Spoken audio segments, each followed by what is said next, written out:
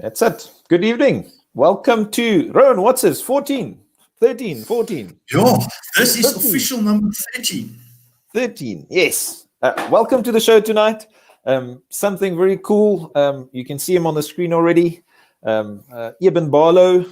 We've been asking for a while, and he's been gracious enough to join us on the show. So, guys, welcome to the show. Rowan, please introduce Mr. Barlow to our listeners. Yeah, good evening, guys. Welcome to Weekend Warrior Podcast. We've had a little bit of a break, but yes, they say life happens. It is my big pleasure to introduce Mr. Eben Barlow. I was contemplating how do I introduce the man, but it's a difficult thing to do. I think if you're from the Border War generation, the name, there's no introduction needed. If you're a war buff, there's no introduction needed. If you've read any book about warfare in Africa, I do not need to tell you who Eben Barlow is. So I'm just going to tell him to introduce himself. Okay, guys. Robbie, Ruan, thank you very much for the introduction and for inviting me onto your show. I'll try my best not to swear, number one. Number two, I will just say, that a lot of guys who were in the border war, there were so many people up there that, it's impossible to know everyone and to have worked with everyone. I think ultimately, though, to introduce myself, I'll just say I'm a second-hand soldier. I have written a few books. I've served in a few countries, and as officially part of those armed forces, and I'm about to publish a new book. So, as an introduction, really, that ought to serve. Just further than that, I was born in Zambia. So, sorry, my phone has gone off. I was born in Zambia and educated in what was then Bechuanaland, now Botswana. And then we came to South Africa, where I became a naturalized South African citizen. So, I think I know a little bit about Africa. I know a couple of the people in Africa, and I feel comfortable in Africa, and I feel very comfortable that what I and my men do are actually doing good for the continent. That sums it up actually pretty neatly. And just before the show, we were actually discussing the hat that you're wearing. But before we get to that, so just before we get everyone comments on my cap, but I wear it. But I'll tell you why shortly. But just before we get to the cap. And this you don't have to go in super detail, but I'm sure, especially growing up in Botswana and early South Africa, I'm sure something must have shaped your future in joining the army and doing and ending up doing what you're doing. Where did it start, or let's say it, how did your formative years lead up to the Eben Barlow that's sitting in front of us today? As a kid growing up in what was then Botswana, I was in a small town called Francistown, which is up in the north. We used to always listen to the news. My parents wanted us to sort of be aware of what's happening around us. And every time the news came on, there were problems somewhere on this continent. It was either a coup d'etat, a civil war going on, a proxy war. And remember that the winds of change or decolonization were blowing across Africa. And when these colonial powers left Africa, in my opinion, they left a huge vacuum. And that vacuum resulted in an awful lot of tension and conflict. But these things were always at the back of my mind. Growing up, I actually wanted to be a guitarist in a rock and roll band. But I realized I was a pretty crap guitarist. So the next best thing to me was the military. So I went into the army sincerely believing I could make a difference, because that's what I thought the calling of a soldier is to, protect the weak and the innocent and to strengthen people where necessary. So that's why I ended up in the army.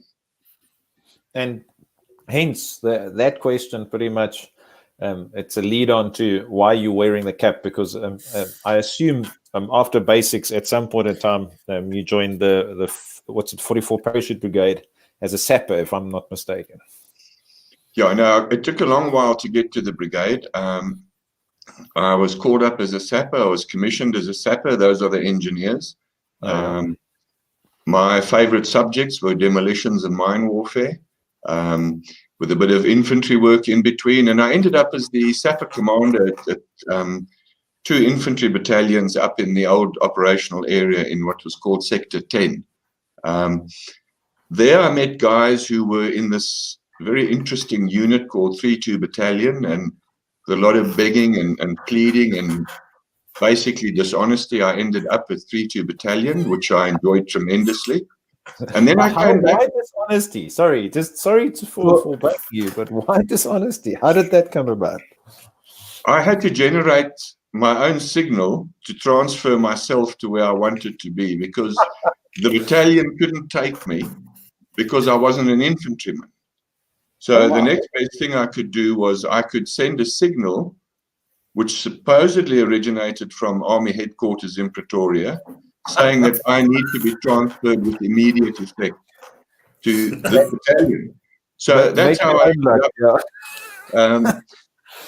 But it was only in 79, 80, I can't remember the exact year, that I ended up with the first parachute engineers.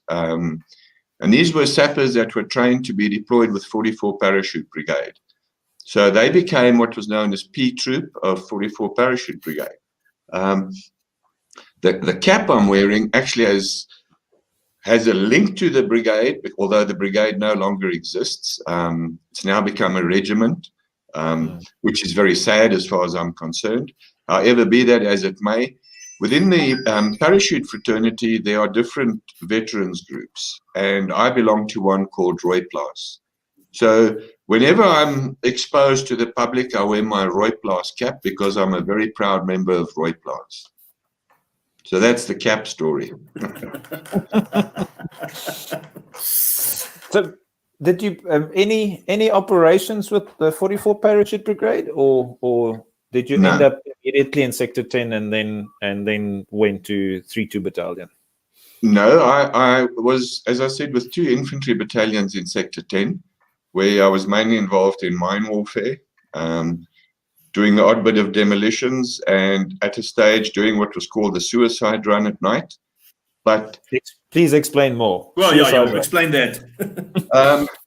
I was with 5-3 Infantry Battalion, and the battalion commander was a very strict disciplinarian and good man. Commandant Yuri Jordan said to me one day, he wants to lure out the enemy to attack us, and when they attack us, we can then counterattack or lure them into attacking us, and then we can react against them before, hopefully, that they attack us. So going into their ambush and then re-ambushing them. Yes. And that task, unfortunately or fortunately, fell on the sappers to do. So every night at last light, we would do what was called the suicide run.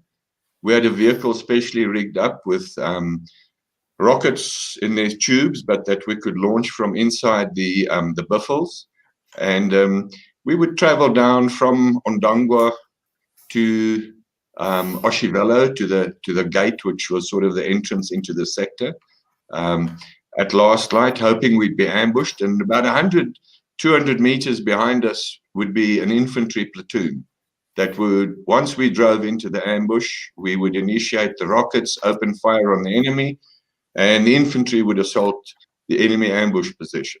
So that was the plan. It seemed to work pretty well, although we only once sort of did something. But other than that, the enemy left us alone. Fortunately. I would love to see a photo of that buffle rigged with all the rockets inside. That must have been quite a show. Well, sorry, Ruan, I was going to say, there was also the idea to tow a small trailer behind it fitted with claymores. Claymore is a direct fragmentation line. But we realized if we detonated it, we'd actually blow up the trailer. And in the military, you sign for a vehicle, and I wasn't prepared to sign for a trailer and then have to explain what happened to the trailer. So what did they call it? Staatseiendombeskadiging. Yes. Yeah, no, you could get into big trouble. Yeah. And for the English people, that is government Destruction of government property. destruction of government property, something like that. Yeah. That would probably be the purposeful destruction of government property. Yeah, but so a bit of a strange question. So you mentioned, as a sapper, you were involved with with mines and all that kind of stuff. So you see in the movies the guys doing the sweeping, and then always some hero steps on a mine and then he freezes.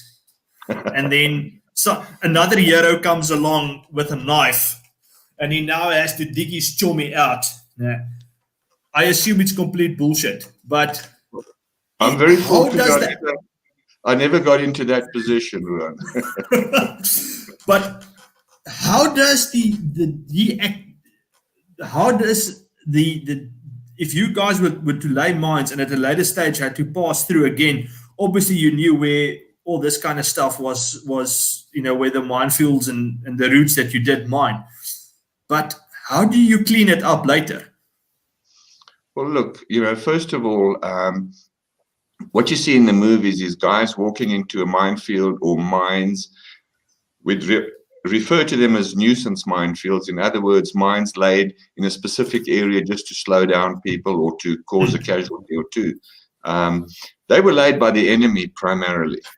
And our job as sappers was to clear the roads so that vehicles could travel the roads without being blown up.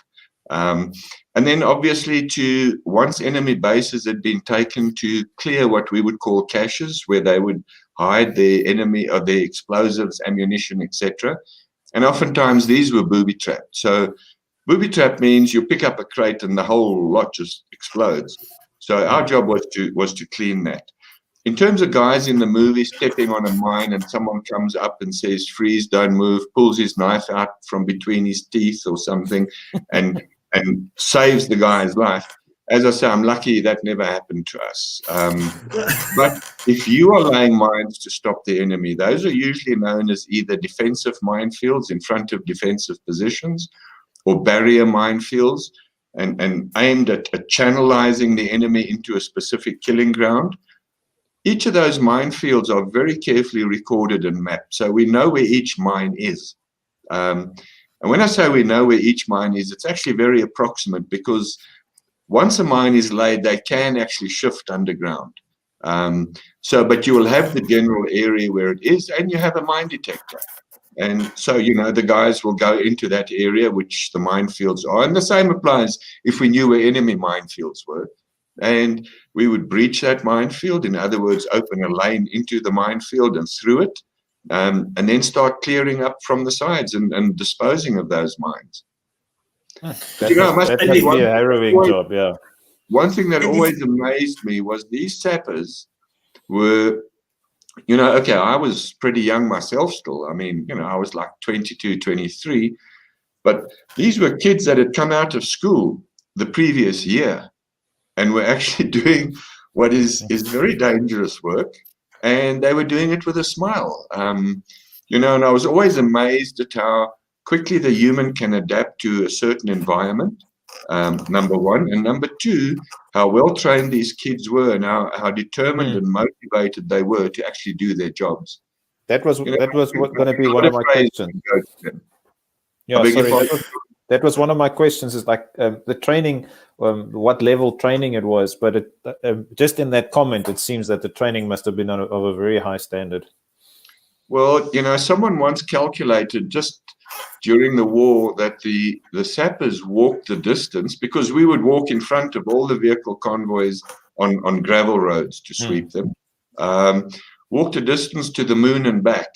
And that's a hell of a distance to walk. I was once part of a sweep team that walked from a place called Ruacana, which is up on the southwest Angolan border, to a town in what was then southwest, now Namibia, called Komanyop. and we had to sweep that for mines. So, it's a hell of a walk. And the guys who were with me were what we refer to as citizen force guys.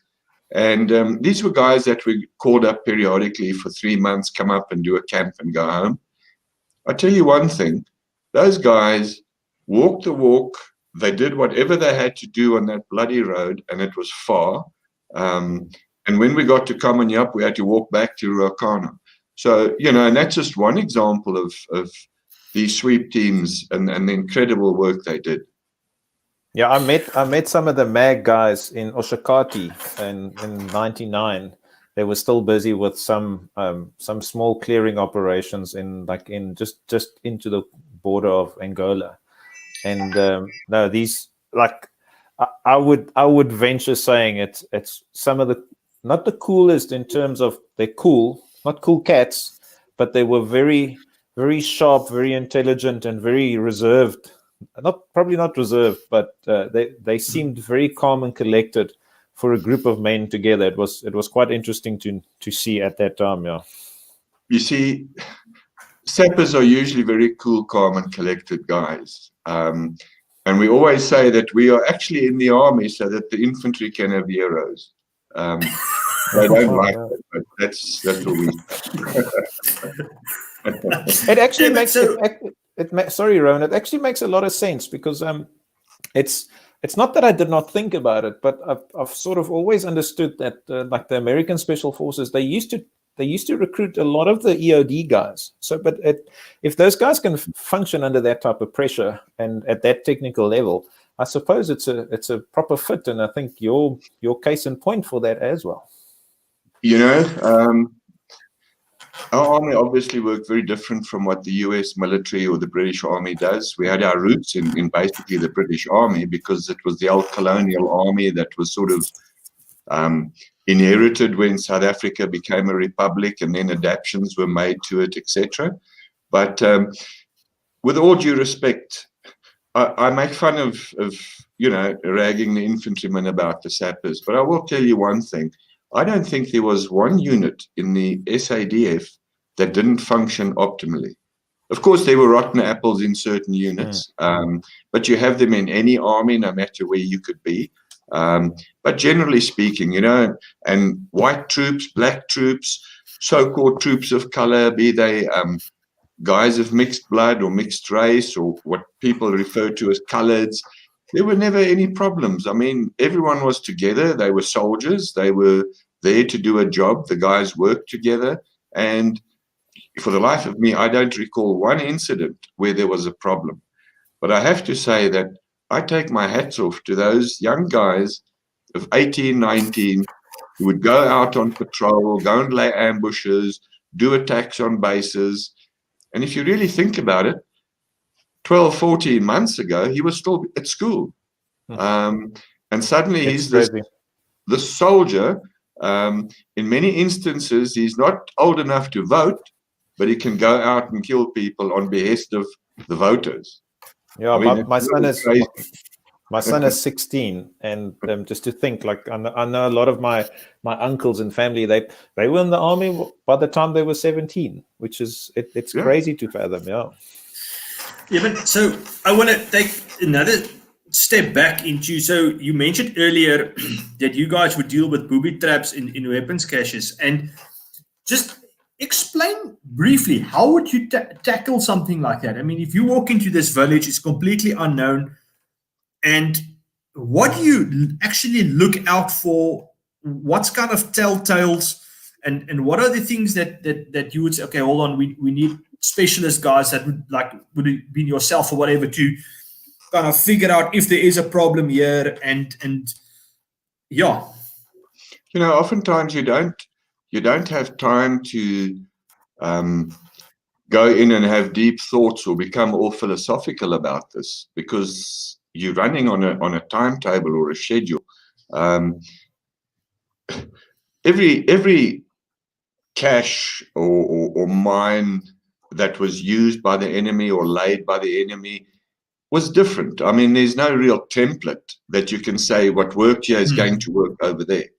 But generally speaking, The sappers would clear around this area for anti-personnel mines, look for tripwires.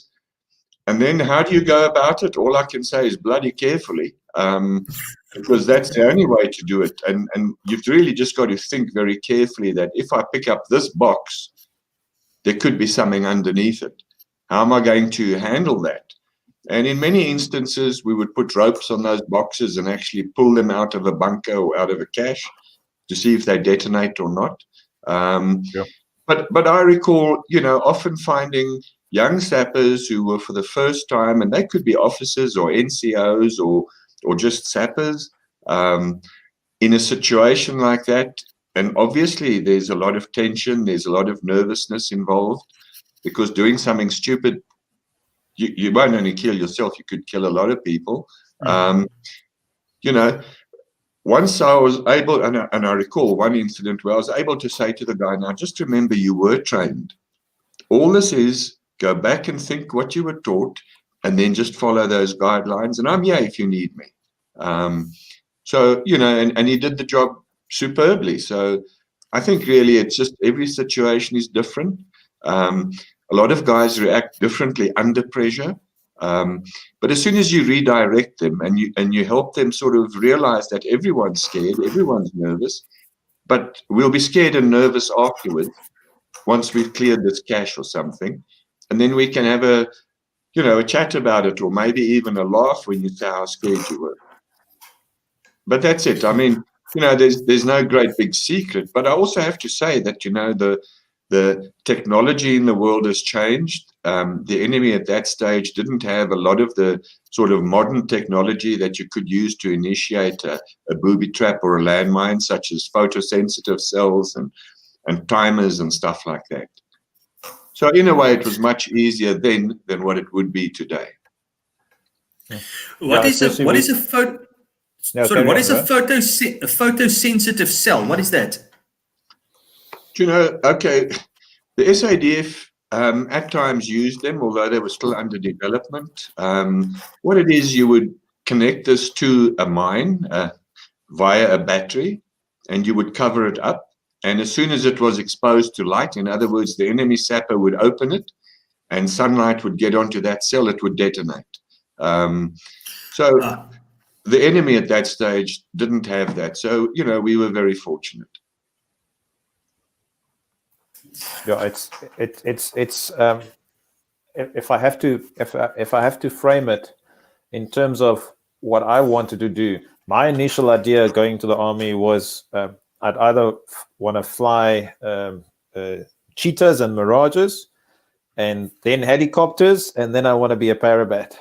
So and then I figured out, I think I was too tall to be a pilot when I was in standard 6 already. So it didn't work out that well. But now, when you guys, when you obviously trained as a sapper, did you guys come out as proper officers or NCOs? And how long was the training?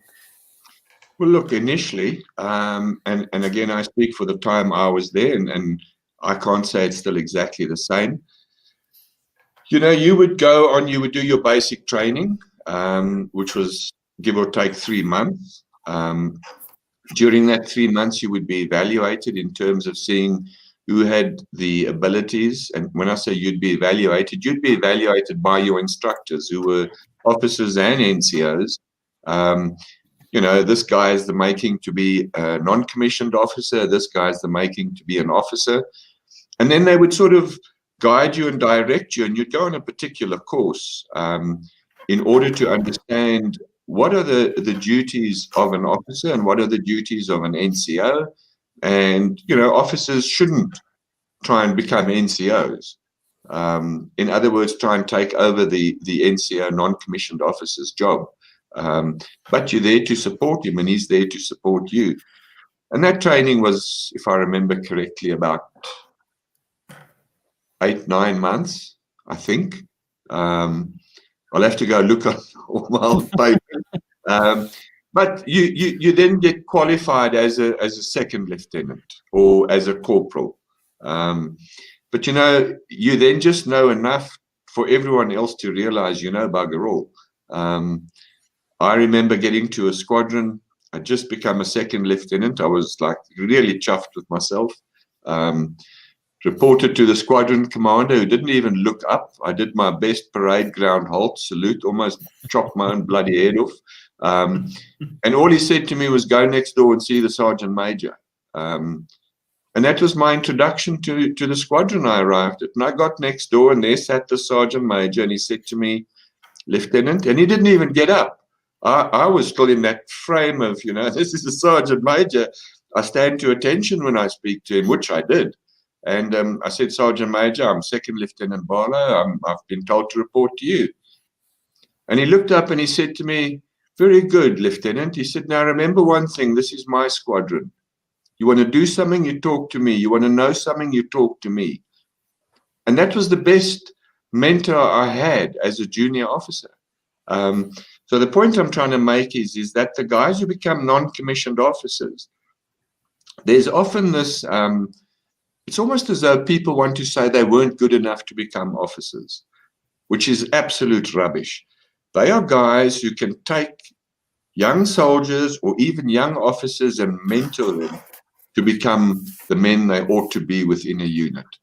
And I'm forever grateful to having had really good NCOs, non-commissioned officers with me, that oftentimes knew way more than I did because of their years of experience, but I learned from them. And as soon as they understand that, you don't see yourself above them, they also try and help you as best they can. And I think that's a good relationship to have. It's a relationship built on respect. I respect him, he respects me. And when there are things that I don't know, the senior non-commissioned officer knows that I will come and ask him, because ultimately it's about lives and it's about doing a job properly. Yeah, it's not about it's not necessarily about who's right. It's getting all the information from everybody and sharing it and learning. Yes, it must have been the learning curve must have been nice and tight in that specific period. Yeah. So I think one of our listeners commented here, and I don't know if you would recall. I think his name is. Let me just Sean McAfee.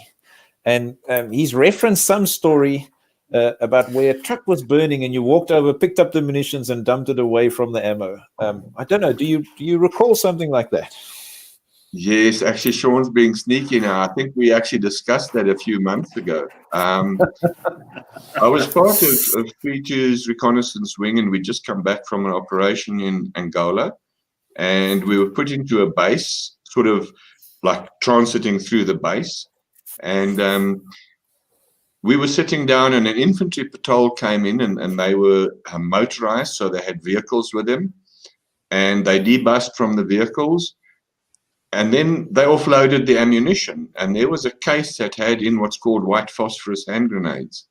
And I saw the smoke coming out of this case of white phosphorus grenades, and a lot of other people did as well, and they sort of moved away as quickly as they could from it. And being a sapper and knowing the infantry need heroes, I stupidly jumped up, ran and grabbed the case, threw it over the base's wall.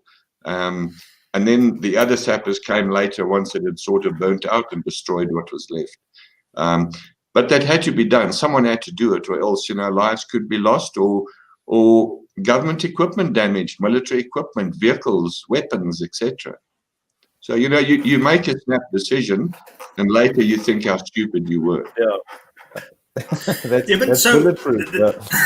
This question actually took us into what I wanted to get to. So you as you said, you sneak your way in. Now you're in 3-2, got what you wanted. So what now? What talk to us a little bit about your time there.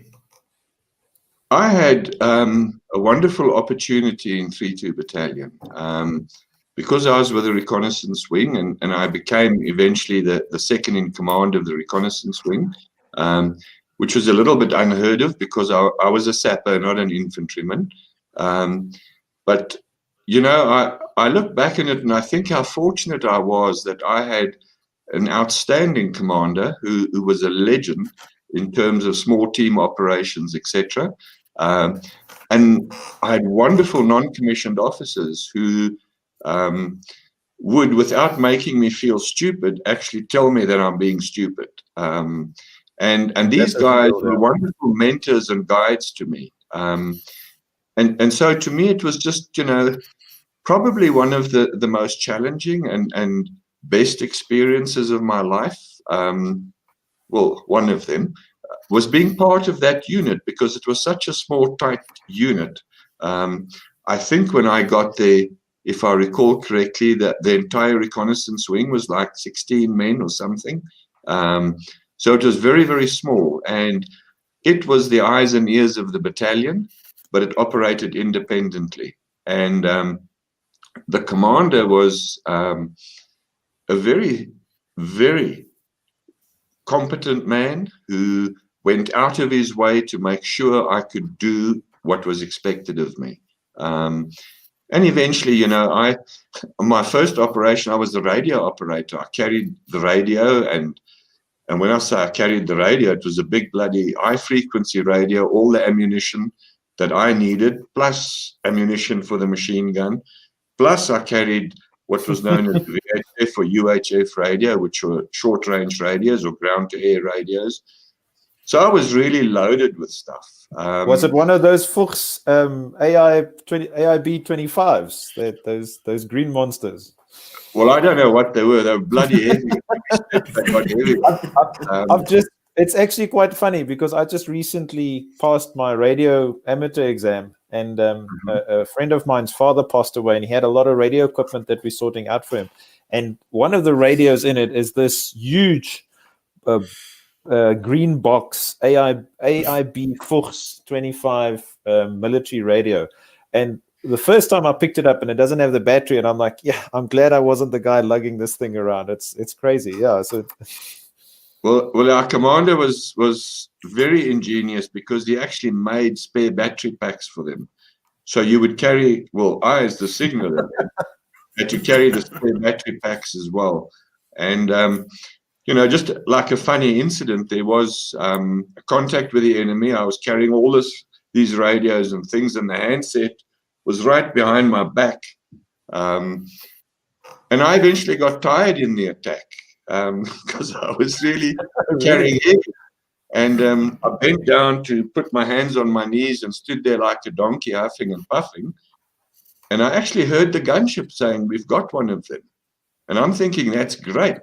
And I heard him saying, or I heard the commander saying, "Well, don't shoot him, because we need to interrogate him." And I'm still thinking to myself, wow, that's now pretty smart. And when I looked up, I saw the gunship circling me, and because I couldn't reach the handset, I couldn't tell them, I'm actually a friendly. Luckily, they couldn't shoot. And, well, the guys came to rescue me. So, there are funny things that happen, but in that moment, they're not particularly funny. If you're looking down the barrel of a 20mm cannon in a gunship. That was one of the things in the back of my head now. It's like your transition, obviously, from the sappers to 3-2. Your tempo must have climbed dramatically, and your physical fitness and all that. Was that a big transition for you? No, sappers are generally very fit guys. With the walking and with the and said quite honestly, because we walk massive distances. I think what was required was a sort of a mental transition from being sappers. We were often very defensive. In other words, we would do stuff after the enemy had done it. So we would go and lift the mines after the enemy had laid them. And suddenly the mind shift was, there's no more time for being defensive. It's now offensive. It's now we laying the ambushes, we taking the initiative. We will ambush them and let them now, suffer the consequences. Yeah, that transition, how was it quick? Well, they threw me into it bloody quickly. They being the guys who were there, the old hands, very quickly trained me in their radio procedures. I had to learn Morse code very quickly. All the enemy weapons, which were then Soviet bloc weapons, they went back and didn't go back, but they retaught me what I thought I knew in terms of infantry work, and made sure that I wouldn't let the team down, basically. So I go back and say, but for an outstanding commander and really good non-commissioned officers, I think my life would have been incredibly difficult.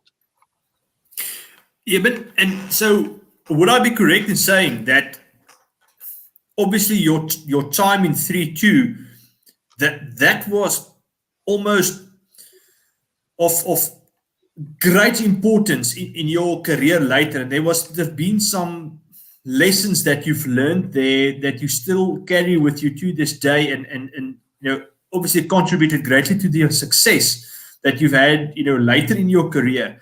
Can you maybe just go into a little bit on some of the things that you learned there that you still apply in modern times in some of the stuff you did later on?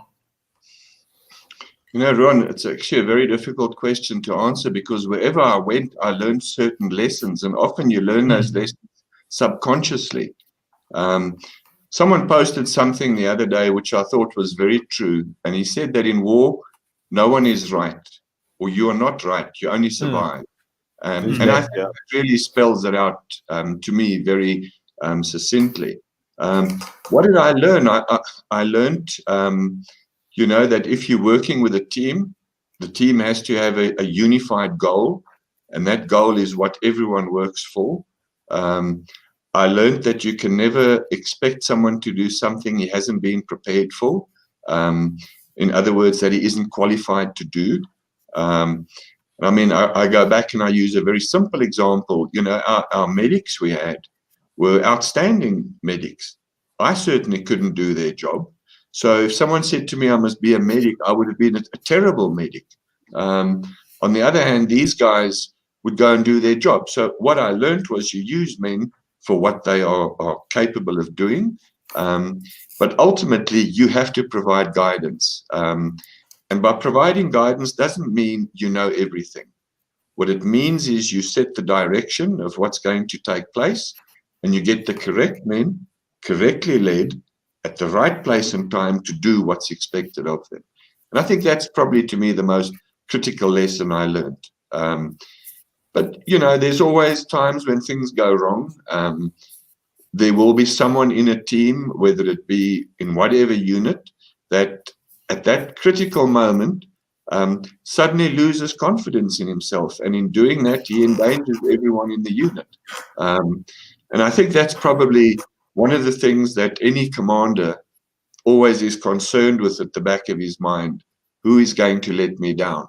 You trust everyone, but there could be someone who's going to let you down. And if that happens, what are you going to do to rectify that? We've got, it's actually tying into a question I had, but one of our listeners, Michael Davis, he actually asked the question about your thoughts on the national militaries in Africa today, and that they are clinging to outdated models. But it's one of those things that it's sort of stuck with me. It's always been a question, and I think you've got a lot of experience working with other African militaries as well, is the professionalism and the infrastructure. And you were speaking about leadership now and a good goal. Do you think that a lot of the African militaries, especially where you had personally had a hand in, it was down to just a good leader and a good process of applying what needed to be done? Grobbie, I have a problem in terms of African armies. I don't have a problem the fact that they are the armies. And let me tell you, there is nothing wrong with the man material. I love working with African soldiers because they are keen, they are motivated, they are determined to succeed. And that makes the job of any leader very easy. The problem I have is that many African armies are throw-offs from the old colonial armies, be they British Army or French Army or whatever. The way they were structured was the way those colonial armies were structured. The doctrine that they were taught, in other words, doctrine doesn't tell you what you must do. It tells you how to do things. Okay. The doctrines are outdated because those doctrines and armies were what was used in the Second World War and then just sort of modified to fight the Soviets in Europe. And therefore, we find that these troops are very determined to do good and to fight well and to serve their countries. I'm giving you my opinion. But they're at a disadvantage because they have been put in a position where the doctrine they are taught is not applicable to either the terrain or the enemy. And doctrine follows terrain and enemy as far as I'm concerned. And as soon as we teach them a different way of doing things and we structure them differently, we suddenly start getting results from these troops. And that brings me to a point that concerns me very, very much, is that we have foreign powers sending their militaries to Africa for so-called partnership training, where the training is, first of all, what we've encountered in several countries, very poor, number one. Oh, yes. And number two is totally irrelevant to the terrain and the enemy.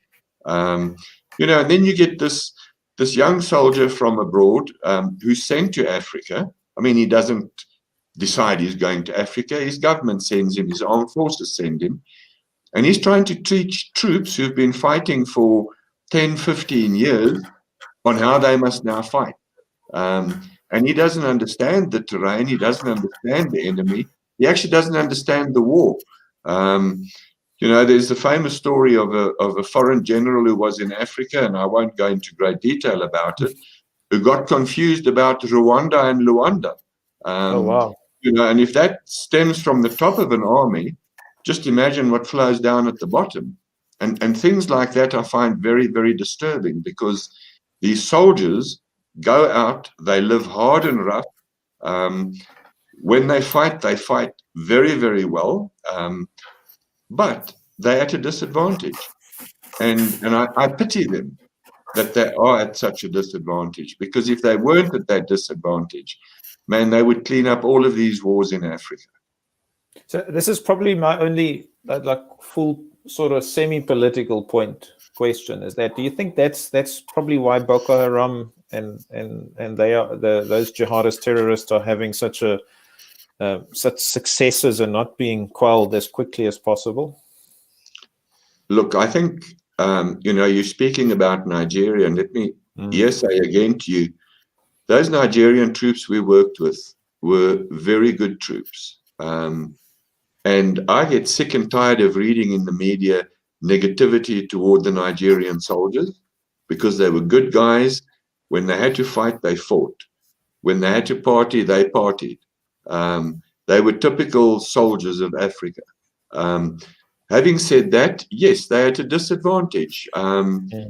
First of all, they again, from our point of view, the structures in which they are deployed or employed are not correct for the terrain and the threat. I don't think the training is focused at the threat and the terrain either, which automatically puts them at a disadvantage. In Nigeria, we were part of what was called the 7th Infantry Division, based at Maiduguri. And I look at the division commander. He was a good man. He was willing to listen. He was willing to debate issues. And if he felt we were wrong, he would qualify why he thought we were wrong. And we would do the same with him. So, it's a matter of respecting, or professional respect, that there ought to be. You cannot arrive in a African country and start dictating how things must be. But what you can do is actually try and guide them and ask them for the opportunity to do something differently. And if you do ask and they understand why you're asking, they allow you to do it. Yeah. So, back to Nigeria. Nigeria have been the beneficiaries of foreign training for several years. Why haven't they achieved anything? And it makes sense now. Yeah. Let me tell you, it's not the troops. It's not the soldiers. Those are good soldiers. It's the doctrine and the application of leadership to it. Yeah. Yeah, and the training that is taught to them by their foreign trainers is, as far as we're concerned, window dressing training. But if you look through the window, the room's empty. It's ticking a box. It's like provide That's all foreign training. Yes, we've That's provided foreign training, but there wasn't proper thought or strategy put to it. Guys, just thanks, Rudy Detroit. Thanks for that question. There was another question, and Robbie, I'd just like to go back and say one thing. We worked Yes. in the Central African region with troops from an army, and we were carrying heavy kit through bad jungle. And just to give you an idea of the type of mentality of those troops, they knew I was a lot older than them. But every morning, one of them would be there to ask if you could carry my kit for me, despite the heavy weight they were carrying. And that says a lot about the men I'm working with. So I love working with African troops. that's But great. even you in a previous interview we did earlier in the year with a former operator, I asked him, what in his opinion is probably some of the biggest myths that is out there about the enemy you guys faced during the border war. And of course you would have completely different insight during your time with EAO as well. And one thing he said to me was, there's this misconception that the people we faced or the enemy was demotivated, undertrained, underfunded, Incompetent and all that. and yeah. incompetent. And based on what you're saying now, it just once again proves that what you read is not always the whole truth. No, absolutely. Ron, I take my hat off to the enemy we faced in what was then Southwest, SWAPO, or really their military wing plan, the People's Liberation Army of Namibia. Because you know that when those guys started off, they walked from Dar es Salaam, they walked into ultimately Southwest Africa to blow up a post office, and then had to walk back. Now, I don't know many guys who would do that, just for a start. The second thing is they were aggressive.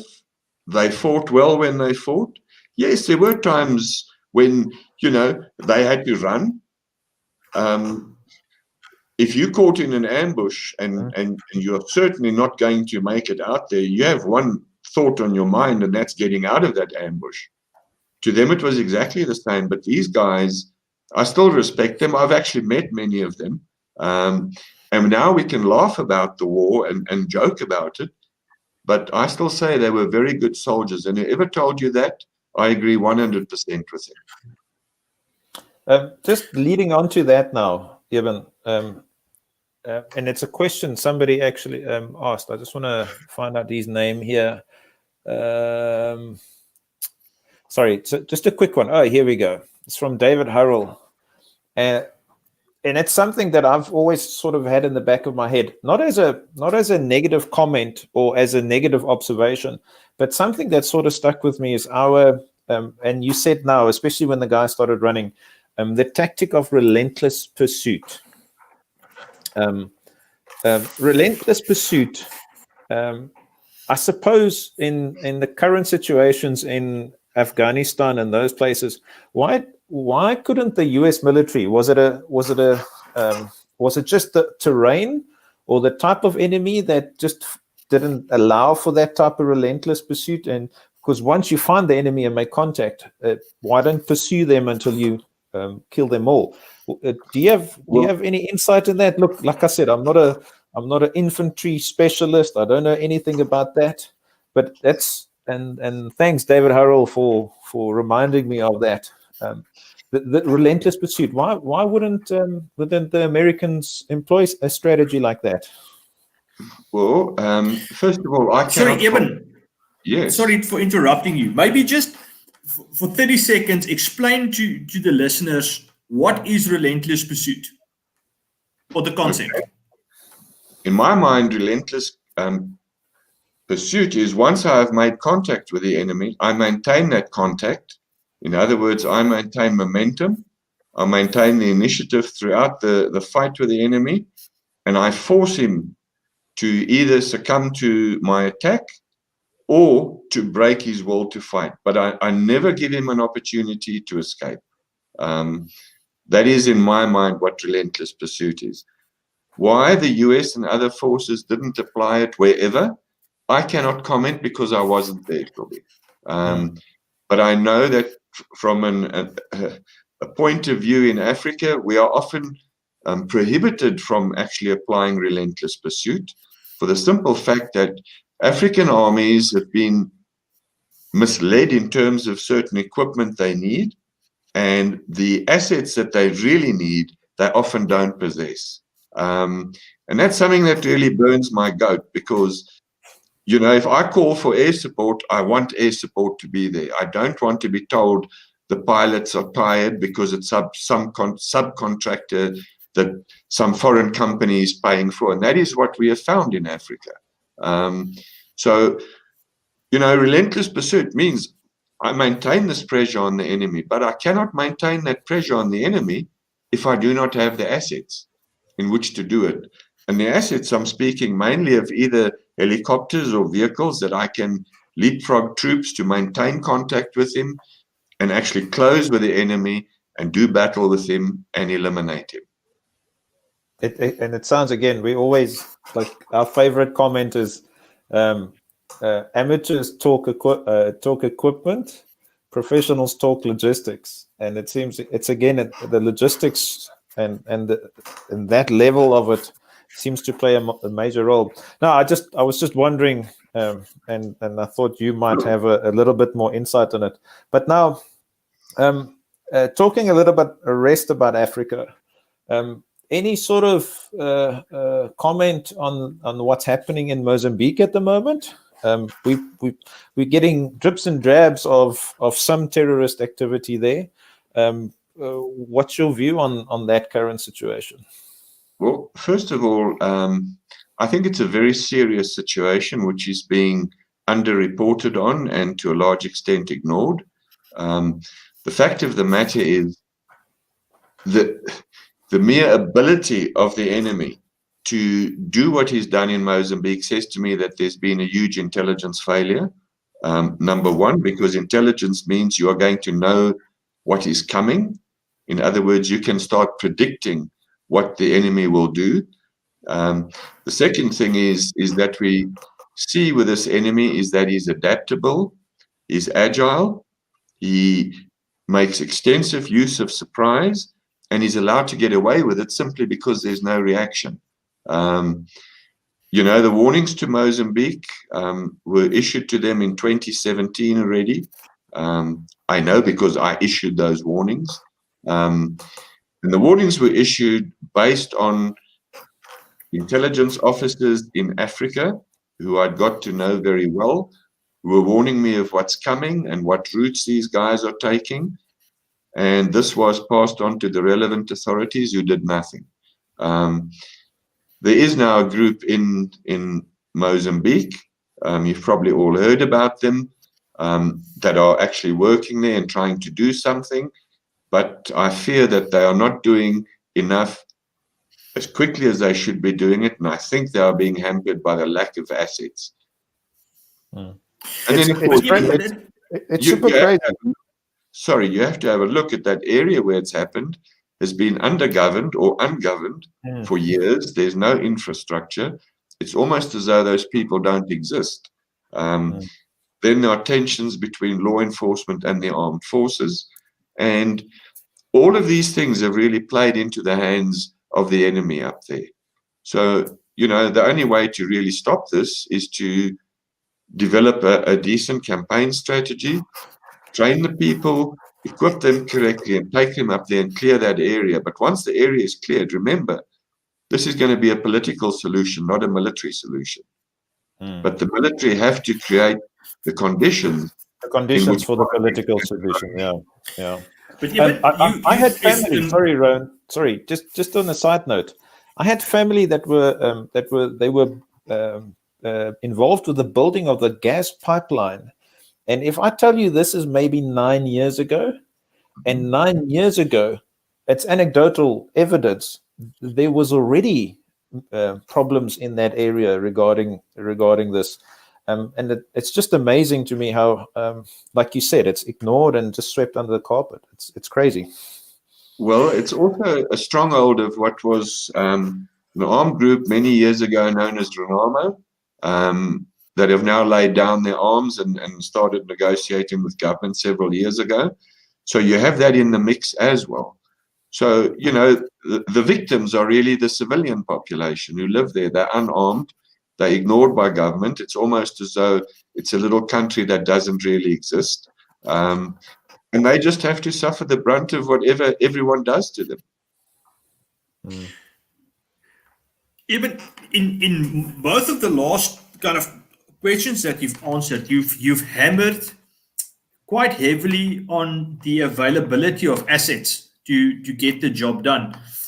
So I need to kind of try to understand the logistics of what you guys do. So let's say, for example, a country approaches you guys, right? They have a particular problem and they need your company's skill set to assist them.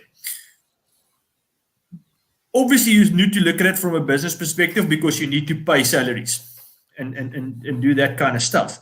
But in terms of equipment, I mean, does the country that you would help, is that their problem? And you send the knowledge and the manpower and the expertise. Do you source certain things yourself?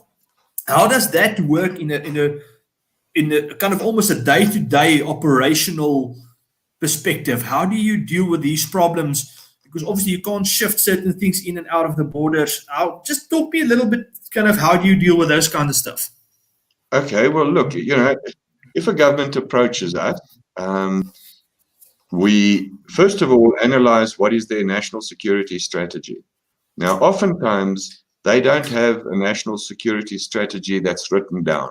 They know what they want to achieve. Then what we recommend is that we develop a campaign strategy. And that's a campaign that will then go and sort out the problem. If they accept the campaign strategy, they will ask us to prepare a proposal for them. In that proposal, we will say we need 50 of our people, and you as the army have to give us 1,000 of your people. We are going to select them and train them and get them down to a group of, just for argument's sake, 200 people. But we need the following equipment with which to commence operations. And we tell them what equipment we need. That equipment is for them to purchase, not for us, because it's their money, it's their country, and they have to put skin in that game as well, hence the troops and the equipment. But by the time we leave, we want those troops to be able to just continue without us. It's a system that's worked all over, and of course there have been problems. We can't get certain equipment, or governments refuse to sell equipment to them, or foreign powers try and prevent those governments from buying the equipment. And believe you me, when I say that what we're seeing in Mozambique is happening in other places as well.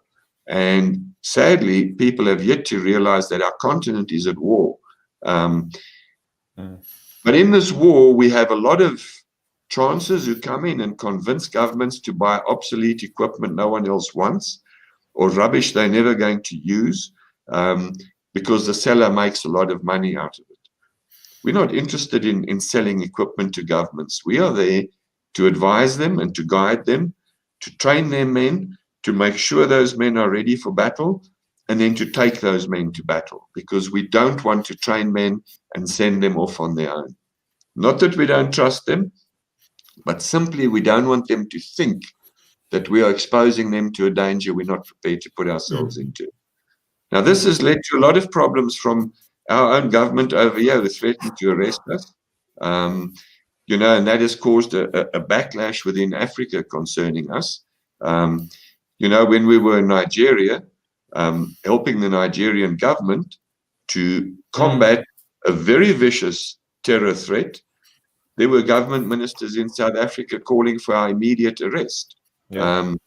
The perception created then at the Nigerian point of view was that our government is actually supporting this terrorist group that's there because they don't want them to end.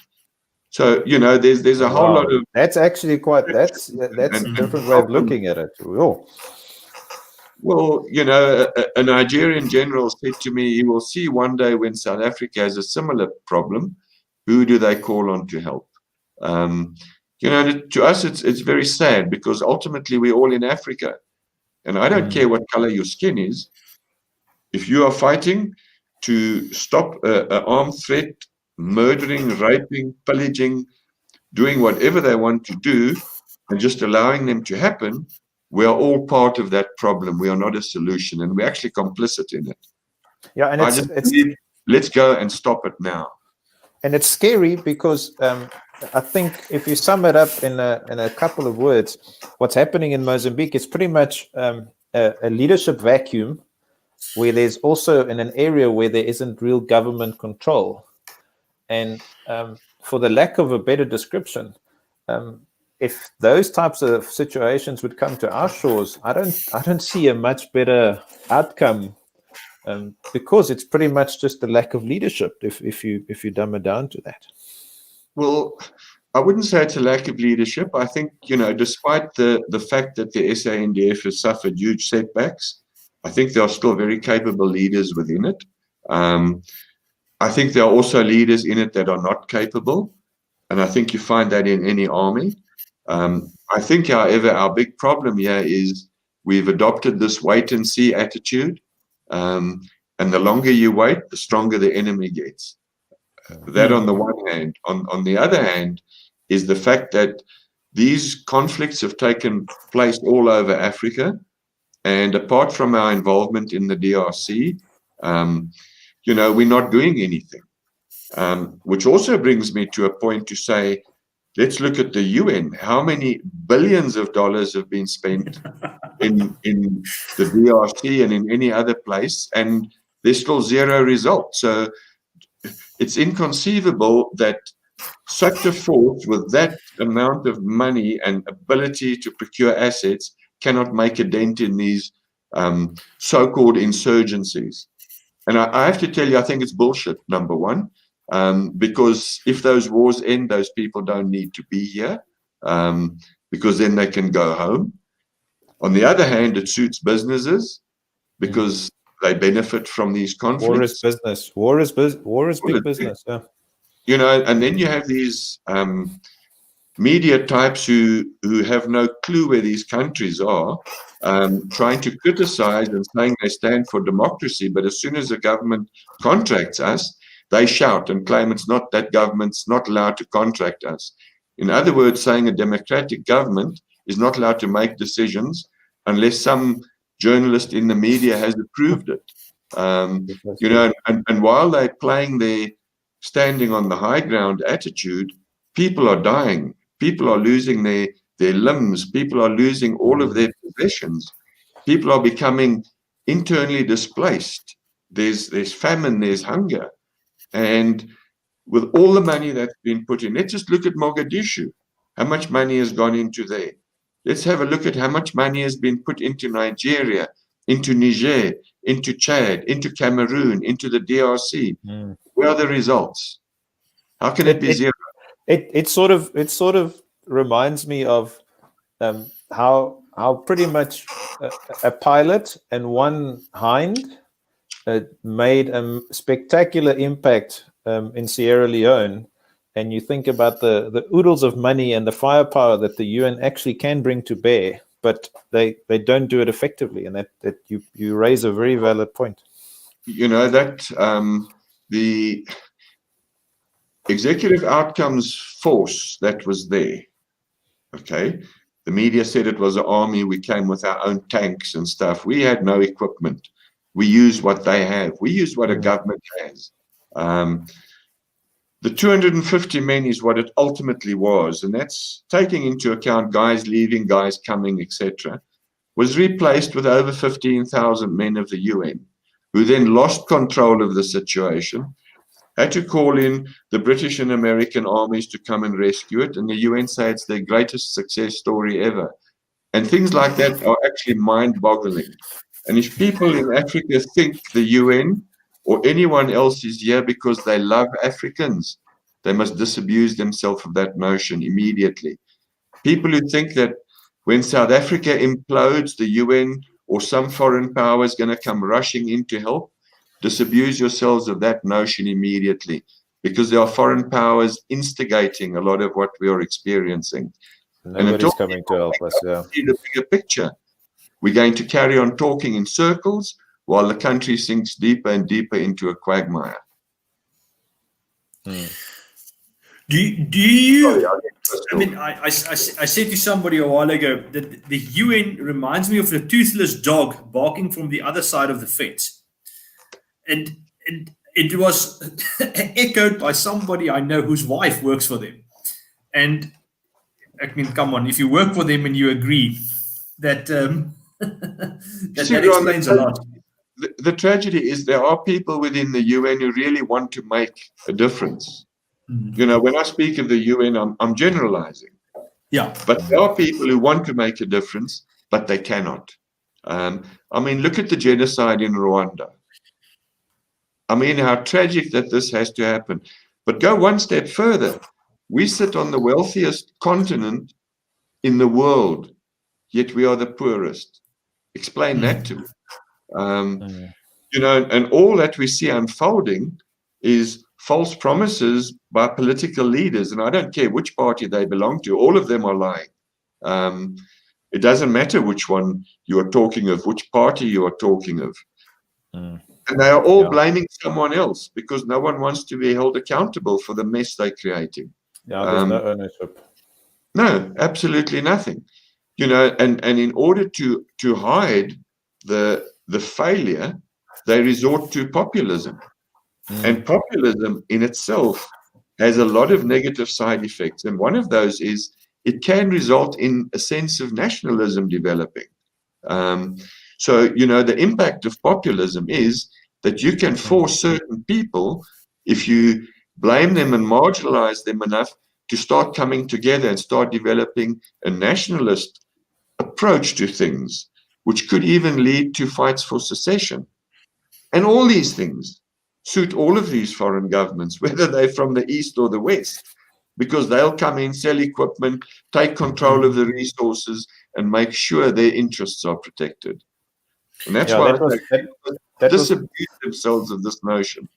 That was one of our listeners' questions, is that the whole of Africa, and then obviously South Africa in tune with that, the sort of shift towards communism and the like you said, the populism angle of it actually makes a lot of sense. And just comment on this. So my personal point of view is that the average South African wants an opportunity to live his life and work and provide for his family, and as simple as that. The majority of South Africans.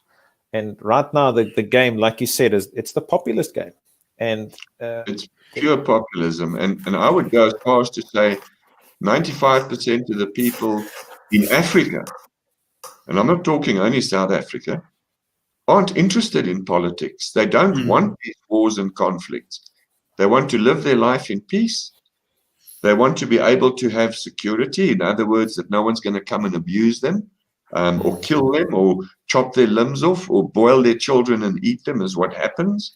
You know, if you go back to the very basic old Maslow triangle, the lower rung of the triangle is what the majority of people want. People don't want to see their infrastructure destroyed. They don't want to see anarchism. They don't want to live under tyranny. They just want to get on with their lives. And then I go and I look at the soldiers in Africa. And man, you think we have it difficult, they have it more difficult, because they have to contend with a lot of the problems happening there, plus they're caught between politics, and still they go out and do their jobs. Sure. You know, I've met troops in Africa that haven't had leave for 4 years, that have been fighting nonstop.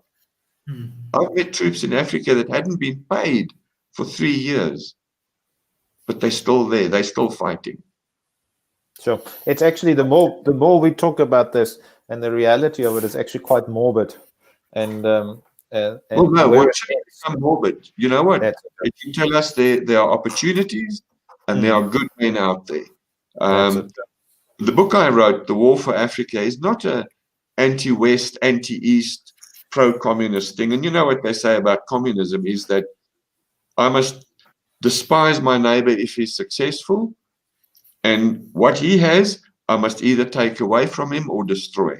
That's really what it boiled down to. And I'm being very simplistic in it now. But what we're seeing happening over here is, in my opinion, the battleground between the East and the West. And until Africa wakes up and realizes it, we are going to be the losers. And we are not going to lose only in terms of what we think we have. We are going to lose everything that we could have had. And I'm not speaking of whether you're white or black or green or whatever color. I couldn't care shit what color you are. What you need to do, and we need to do, is start taking some control over our own destiny. Governments have sold off the heritage of their countries to the Chinese. And I use the Chinese in this instance because it's well known in Africa that they've bought many governments. We need to start taking control. But the way in which we prevent it from doing this is populist politics that's intervening.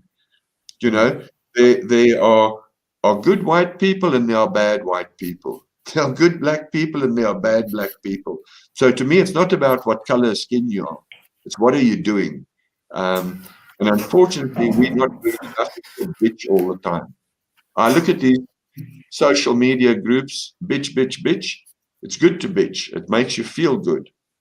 But let's also start becoming a little bit more constructive and try and build up something instead of breaking down everything we hear and see here. Yeah, somebody commented that if you are talking about problems without providing a option and solutions, you are only whining. That's about it. Well, that's a very good point because it's actually true. And believe you me, I can bitch with the best of them. But I think ultimately we have to start realizing that there are constraints, and those constraints on governments have impacted on people's lives. You know, it could be stupid policies, it could be poor economics or whatever. And all these things have a ripple effect. Right? Have a real effect, a real impact on people's lives. And people have consequences. You were mentioning your is that your new book, The War for Africa, right? Yeah. Is that out on the shelves already? No, it's coming out in November, Robbie. And it's a book really based on my experience, what I see unfolding, what I've been part of unfolding, and you know, places we've worked. Just as a very stupid example, the piracy off the east coast of Africa. There's a reason that piracy is happening, but ultimately it's crime. But one has to wonder who's committed the biggest crime, that those governments that were doing toxic waste dumping off the coast that killed the fish stocks, or is it those people that have almost encouraged piracy to some extent? Or is it those people that have buried toxic waste under certain roads that were built, with all the effects that come on the children that were born and the water being contaminated, etc.? But however you look at it, there are two sides to crime here. They're the guys that are actually creating the conditions for crime, and then there are guys who are exploiting those conditions. I went to meet the pirates, and we said to the pirates, look, you know, this was on behalf of a shipping company. Let's get to an agreement on this whole thing. Why are you pirates? And they told me their fish stocks are poisoned. They can't fish. They're fishermen. And we agreed on how we could actually overcome this. No one was interested. Yeah, but so sorry, just to come back to that, no one was interested. But as they became more successful at being pirates, they were incentivized to go for bigger and more costly items to take hostage and to demand ransoms of.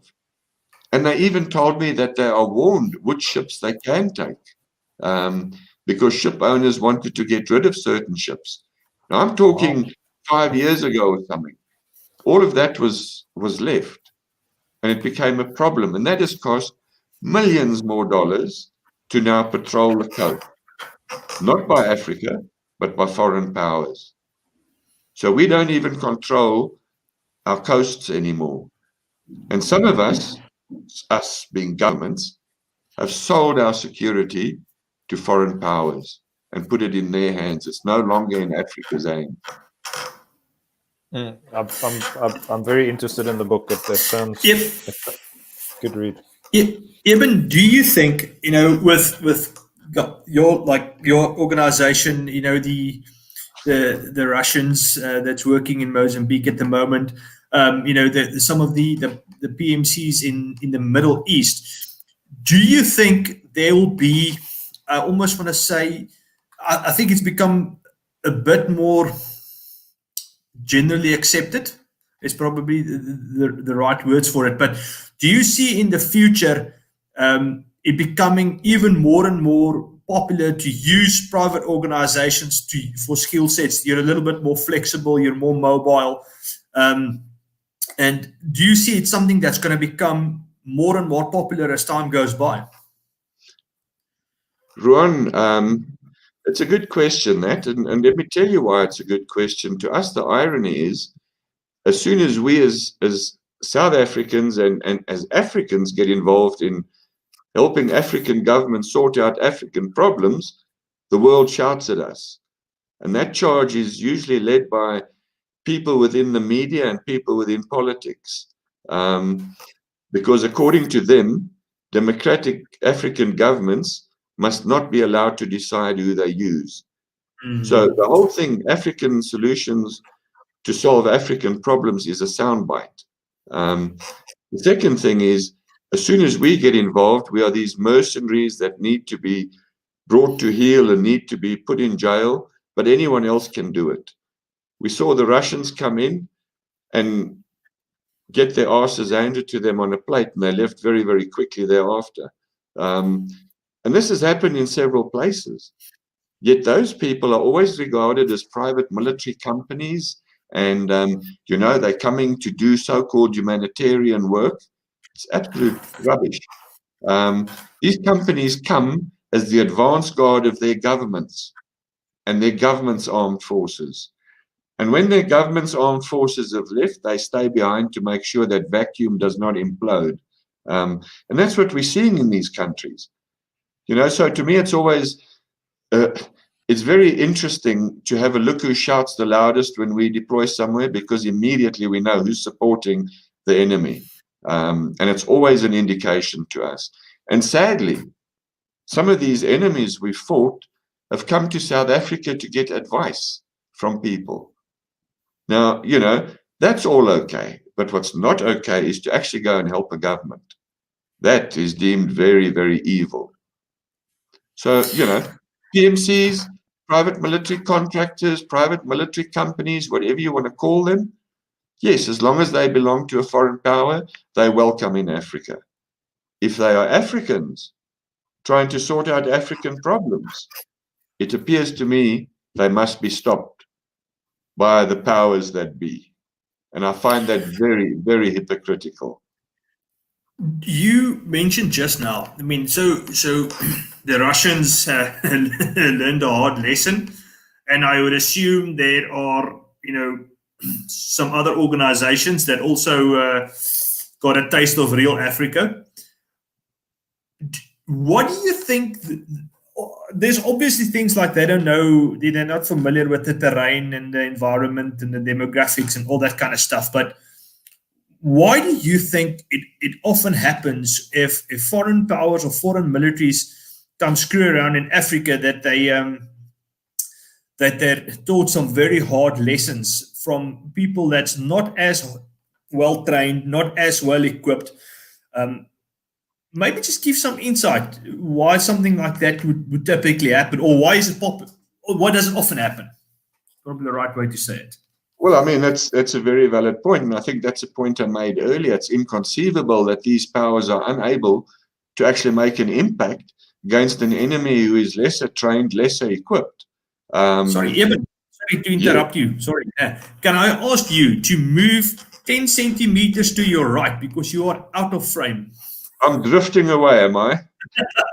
Yes, we've got you. We've got you. Thank you. Let's go back and say, first of all, that these foreign soldiers that come into Africa because they are sent here. Unfortunately, they do not understand the dynamics of the conflict that they are sent to so-called trained forces to fight. If you don't understand the dynamics of it, it's like trying to solve a puzzle, but you don't know where the pieces are. So it puts them at a disadvantage. So in a way, I pity them. But there have been instances where a foreign power's military have threatened a government that if they made use of us, they would suffer the consequences. And I find that very distasteful. They have even threatened a private national park in Africa, that if that park made use of us, that they would make sure that no funding ever came to that park. And this is a foreign military telling governments and private parks what they can and cannot do in Africa. And that begs the question, who owns Africa? Who thinks they own Africa? And I'm saying again, people who think foreign powers are going to rush in here to save you because you're white or you're black or you're green or you're yellow, think again. Disabuse yourself of that notion. Whatever we do, we have to do ourselves and do together. So why do these guys fall off the wagon? They fall off the wagon for many reasons. This is a very harsh and complex operating terrain. And there are many, many factors that impact on what's called the operating environment. There's demographics, there's economics, there's politics, there's infrastructure. So there's all sorts of stuff going on. And they don't understand that. And I go back and I look at two very sad incidents. And believe you me when I say I find them very sad, because I see myself as a soldier. Okay? The Kenyan base that was overrun by Al-Shabaab several years ago, Al-Shabaab filmed that and posted it on the internet. I found it extremely distressful. And those troops, those Kenyan troops, ultimately could only do what they were trained and equipped and led to do. The second was the US Special Forces who were killed in Niger in an ambush up there. Now, I go back to saying about the operating environment and the terrain. That's desert terrain. You don't easily get ambushed in that terrain unless you are tactically not in tune with the terrain you are operating in. And I think these are the types of problems armies that are trained by foreigners experience and foreigners experience. I think the Russian guys came into Mozambique, Wagner, exactly the same. They think it's a walk in the park. It isn't a walk in the park. Because, your civilian population, are caught between two forces. If they don't do what you tell them to do, they get killed. If they don't do what I tell them to do, they get killed. Is there something that makes operating in Africa unique that you will not find anywhere else?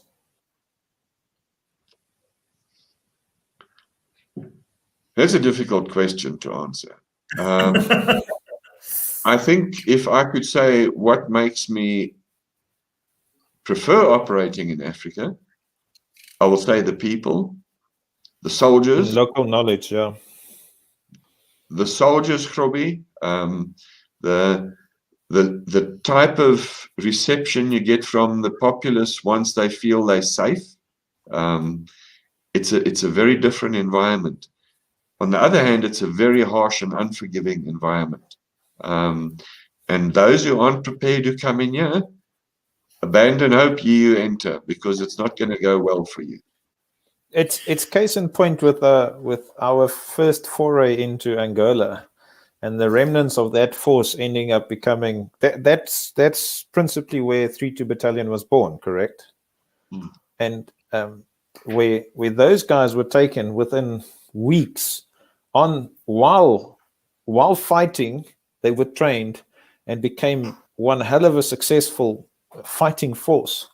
It's like you've actually just cleared it up for me nicely, where it was sort of murky for me in terms of the history books that I read, because a lot of it just didn't make sense because I don't have the experience of it. But the more you talk about it, it just shows the ability and like you said, the mere fact that they are trainable makes for a very good case in point that they can be a very formidable army for any intents and purposes. Yeah. No, absolutely. And 3-2, yes, you're correct. A lot of them were given on-the-job training until there was a bit of a respite in the war, and they could actually then go and undergo full training and come in as youngsters. But I mean, within EO and within STEP, we've had guys that in EO in particular, we had guys who served in the MK's armed wing in Konto Sizwe. We had guys from Zimbabwe, Namibia, Angola, Sao Tome and Principe, from Congo. And I mean, we're all Africans. How can we work together, although on a micro scale, and actually sort out these problems, but on a larger scale, we can't do it? And it's true, it's stereotypical. Sorry? It's super stereotypical. And even from me, it's that I've always understood that our armies were integrated. People don't understand how integrated our military was in the border war. But I was at fault with stereotyping, thinking that and the average African wouldn't be a very trainable soldier. And again, you're showing quite the opposite, and it makes a lot of sense. And I think the more you mention it, it needs to be local Africans sorting out African problems. It's as simple as that. Working together. But is there? Sorry, Ron. No. What I wanted to ask was: is there a problem somewhere out there that you sit in your study and you look at this and you read the news and you see it on TV and you're chomping at the bit, hoping and praying that the phone would ring, that you think to yourself, yes, like, just let me at this? Well, maybe if you asked me that about 6 months ago, I would have said yes. But I've stepped down as the chairman of the company I was currently chairing. But I go back to say, no matter how much we want to help and to make a positive difference, we can't. We're not on a level playing field. And we're not on a level playing field because, Company X, a private military company, come to Africa. They're sponsored by their host government, not by the African government. So first of all, that government has to make a decision. Do they pay us, or do they get the so-called free help? But the free help never ends, and the problem usually escalates. It's not effective, yeah. And it gets out of control eventually. Nothing's free. But the private military company makes their money. They're happy with it. The government is misled into believing they're getting something for free, which they're not. And ultimately, it becomes a major problem to them. And I'll just give you a basic example. Let's go back to a country like Central African Republic. We warned the government of President Bozizé that there was a force being trained to oust him. I personally came to Durko to tell them what was going on. No one was interested in listening. And South African soldiers died there. Now, I don't care what you think of the SANDF as opposed to the SADF. The bottom line is, this is our army. This is what we have. Soldiers, Yeah, and I will support them as much as I can. And I was disheartened to note that the warnings were there, the intelligence was given, and no one was interested in listening. that thing could have been stopped pretty quickly. But our guys weren't prepared on the ground. They weren't given the intelligence, and they were caught unawares. And despite that, some of our units up there fought magnificently. There's all these stories, they didn't do so well, etc., etc. Of course, there were guys who didn't do well, but the big majority of them did very well. The tragedy is that the warning was never passed to them, so they had no time to prepare. And I find that disturbing. I find it disturbing when I get locked up in a country because a foreign power has told them I'm a destabilizing influence on their political situation or on their government. And that's happened to me. And I get angry, but I don't get angry necessarily with the government that's just locked me up on their bloody airport. I get angry that foreign powers are playing games and encouraging political theater at the expense of the continent and its people.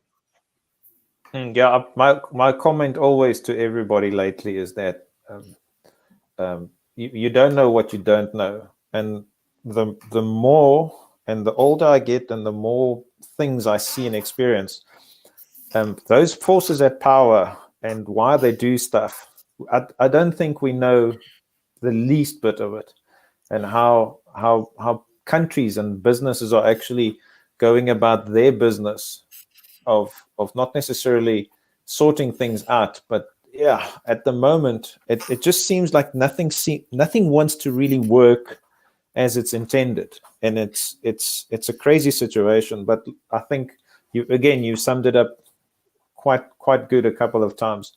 It should be Africans working together to solve the African problem. Simple as that. Well, absolutely. But I understand foreign interests. I understand that Africa needs foreign investment. What I don't understand is how we've oftentimes surrendered those interests at the expense of our own domestic interests.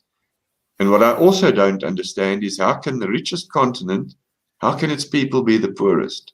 And these are questions I frequently ask myself.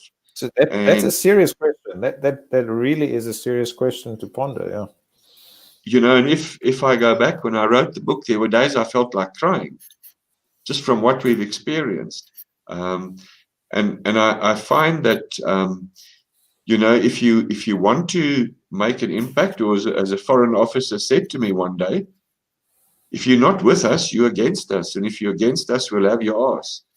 And my argument was, well, I'm not going to agree with you simply because you're a foreigner.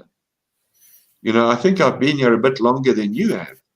And that brings me to another problem, is that people arrive in Africa, and after 2 weeks, they're old Africa hands, or they're Africanists, And what we know about the continent, whether we're white or black, actually doesn't matter. It's we don't know anything. They know everything.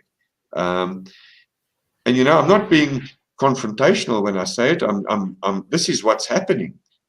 And until Africa gets to a point where we start taking responsibility and holding our leaders to account, this is going to carry on. We can't keep on doing this all the time. You can't keep on trying to fix the same bloody problem over and over, doing the wrong thing, but believing you'll get it right. It's costing more and more money, and it's costing more and more lives of people. And what it's doing is it's making the populace, the people, angry and upset because they're caught in this loop of expectation, false promises, broken promises, anger. And eventually that anger becomes armed anger. And when it becomes armed anger, we have a problem. You've mentioned more than once now that you've passed intelligence to some governments that you came across and stuff that you guys picked up on that was, for all practical purposes, blatantly ignored, and then now turned into a proper problem.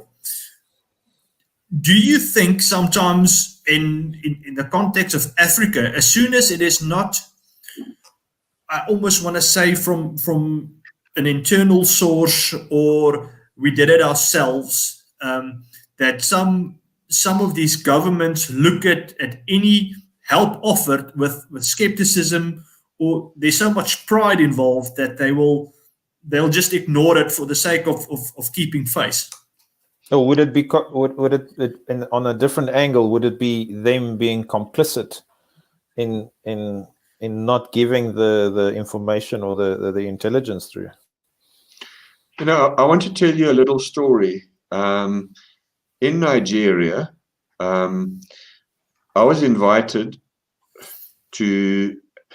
Well, I wasn't invited. I invited a brigadier general to accompany me to somewhere, and that somewhere was to see some of my guys arriving in Nigeria.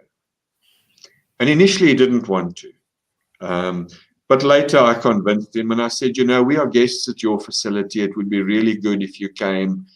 And now bear in mind, he's a Nigerian officer who is well aware of the anti-Nigerian sentiment in South Africa. Okay, so perhaps in his mind, I represent some of that anti-Nigerian sentiment. But eventually he said, okay, you'll come with me. You know, basically, I'll get this white man off my neck and I'll go with him. And like the guys are, when they get off the plane or when they get off a vehicle and they see me or they see each other or friends or whatever, invariably it's hugging and how are you and how's the family and, you know, we're looking forward to working here and that type of thing. And this guy was struck by what he just saw. And on the way back, he said to me, you know, I have a confession to make. And I said, what's that? And he said, I thought all South Africans were racists because a lot of our guys were black guys. I said to him, you know, Brigadier, you have to be very careful of perceptions. Because before we got to Nigeria, we were told all Nigerians are criminals. And he burst out laughing and he said, yes, that's one of our big problems. we all live in perceptions because that shapes our realities. So, you know, the reality is we can fix these problems. Mozambique is fixable, but it needs political will and it needs military will. But you can have that will, but if you don't have the men and the equipment and the training and the leadership, it's not going to go anywhere. So I hope that answered that question, or maybe I got you hit the nail on the head. So let's move away from our problems a little bit. You mentioned that you stepped down. Did you step down from STEP? Wow. I stepped down. I stepped down from STEP. My apologies. And what's next? What's next for Eben Barlow? What's next for Eben Barlow? Yeah. I don't know. I had a very good time at STEP. You know, obviously I wasn't a director of the company. In other words, I didn't hold shares in the company. They were guys who asked me to chair their company. I did it on the condition that I didn't have shares in it. I think now it's time for someone else to take over. You know, number one. Number two, I think the company has made its mark for people. What I'm going to do next is always hard to predict. You know, my fate will guide me and time will tell. I've had some ideas. I've had some people already reach out to me, some governments, some private defense contractors have, since I posted that thing, already contacted me. I'll still decide what to do. What's on my plate right now is I have to finish this book. It's done, but it's now sorting out the photos, the typeset, the layout, etc. Then to be a final proofread, and then it goes to the printers. So there's still a lot to do in the coming weeks. Number two, I am asked to write a lot of papers for academic works or contribute chapters towards academic books, which I'm busy with. You know, I've toyed with the idea maybe at the time executive outcomes was pulled out of the cupboard and dusted off. But there's other things. And you know, fate will guide me where I have to go. But what I do know is that there's still a lot of work in Africa. And I think, or I like to think, that I can still play a role in it. So that's probably what's next for me. That's great. Well, So no sleeping late and fishing. yeah. Well, I don't fish. I cannot play golf. I wish I could, and I wish I did. I'm allergic to fish, so there's no fun in going to catch a fish if I can't eat it. Because I was brought up, if you shoot an animal, you eat it. You don't just shoot it. So it's a little bit of a conscience problem I have. And then, secondly, I can't lie in bed all day long. Yeah. And there's only so much TV I can watch. So no try real and retirement. Just new adventures. No real retirement, just new adventures.